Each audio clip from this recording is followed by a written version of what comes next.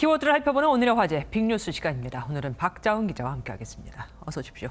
첫 번째 키워드 뭡니까? 네, 첫 번째 엽기적 가혹행위입니다. 요즘에 가혹행위가 말을 할 수 없을 만큼 점점 심해져서 무섭습니다. 어디 얘기입니까? 네, 공군 이야기인데요. 또요? 네, 또 공군입니다. 최근 군인권 센터로 제보가 들어왔고 오늘 알려졌는데요. 공군 제18전투 비행단 공병대대로 올 초 전입 온 신병이 4개월 동안 선임병 4명에게 당한 건 포관과 폭행, 감금, 성추행, 가혹행위까지 참 다양했는데요. 헤어드라이기로 다리를 지지고 또 전투화에 불을 붙이고 유행하는 춤을 강제로 추게 한 행위까지 있었습니다. 아니, 다리를 지져요? 이렇게까지 하는데 부대에서 몰랐다는 겁니까? 네, 놀랍게도 몰랐다고 하는데요. 듣고도 정말 믿기가 힘듭니다. 피해자와 가해자들이 같은 생활관을 썼기 때문에 범행 은폐가 쉬웠다고 하는데요. 공군은 원래 가혹행위를 막는다고 동기 생활관을 쓰게 하는데 이 부대가 선임 4명과 생활관을 같이 쓰게 한 겁니다. 네. 피해자가 신고한 후 내려진 대책은 더 웃긴데요. 공군이 가해자들과 생활관만 분리시킨 겁니다. 껍데기 대책이었던 셈이죠. 그럼 생활관은 뺀 나머지 지역에서 공간에서 또 만나서 괴롭힐 수 있는 거 아닙니까? 네, 그렇습니다. 그래서 더더욱 군인권 센터가 이 문제에 나선 건데요. 제18 비행단장이 사건을 보고받고 조치를 취하지 않은 점을 꼬집었고 이를 포함한 군간부 전체에 대한 문책과 가해자 구속 수사를 요구했습니다. 네. 하지만 공군은 현재 수사 중이라며 엄중하게 조치하겠다고만 밝혔습니다. 거기 간 군인들은 다 누군가의 아들이고 가족이고 그렇지 않습니까? 왜 그런지 모르겠어요. 자, 다음 키워드 보겠습니다. 네, 다음 흉기 노크 무죄입니다. 흉기 들고 놓고 있는데 무죄가 나왔다. 이런 얘기 같습니다. 이것도 공부를 할 만한 얘기입니다. 네, 맞습니다. 예상하신 대로 흉기를 든 남성이 한밤중 이웃 여성 집에 찾아가서 초인종을 누르고 문도 두드렸는데 무죄를 받았다는 소식인데요. 네. 보시면 기사에 사법부를 비난하는 악성 댓글이 참 많습니다. 재판부는 피고인 행위만으로 현실적 위험성이 성립하지 않았다. 또 피고인 신체가 집안에 들어가지 않았기 때문에 주거침입 실행의 착수가 없었다며 무죄를 판시했는데 징역 1년 실형을 선고했던 1심과는 전혀 다른 결론이 나왔습니다. 그러니까 누가 흉기를 들고 내 집 앞에 있어도 괜찮다는 거 아닙니까? 아니, 그런데 벨을 눌렀다는 건 누군가가 나오기를 기다렸거나 내가 들어가려고 했다는 거 아닙니까? 그런데 어떻게 이런 판결이 나오는 거죠?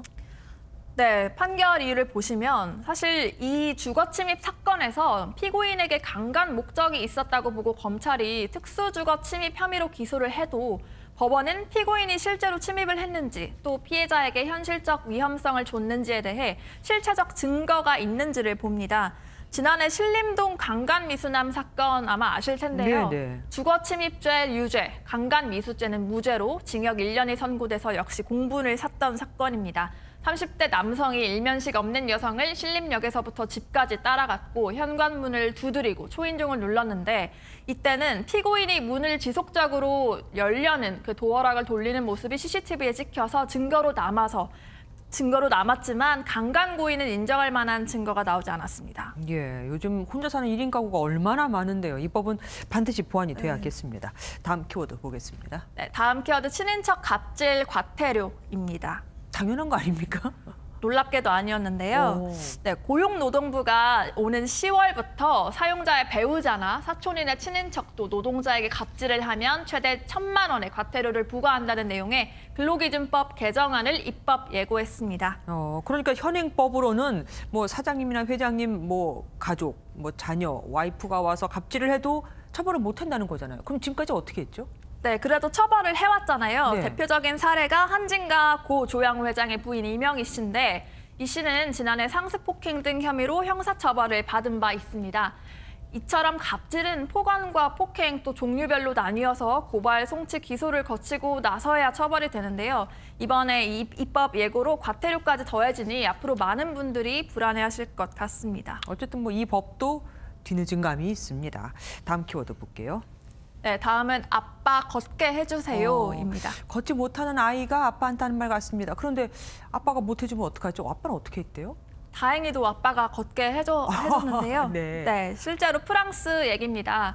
웨어러블 로봇을 만드는 이 로봇 회사 창업자 장 루이라는 남성이 아들 오스카를 위해 직접 로봇을 만들었는데요.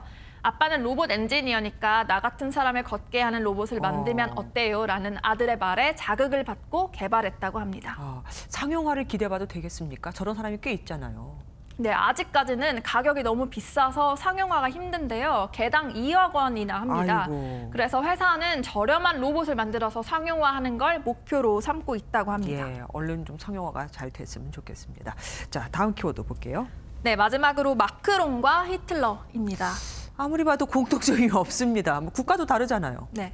되게 황당한 조합인데요. 에마뉘엘 마크롱 프랑스 대통령을 아돌프 히틀러로 합성한 5개 광고판이 프랑스 남부의 한 주에 등장했습니다. 그 옆에 써 있는 글귀는 복종하라, 백신을 맞으라인데요. 그러니까 네. 백신 접종에 대해서 뭐 풍자를 하는 겁니까? 네, 맞습니다. 풍자하는 의미입니다.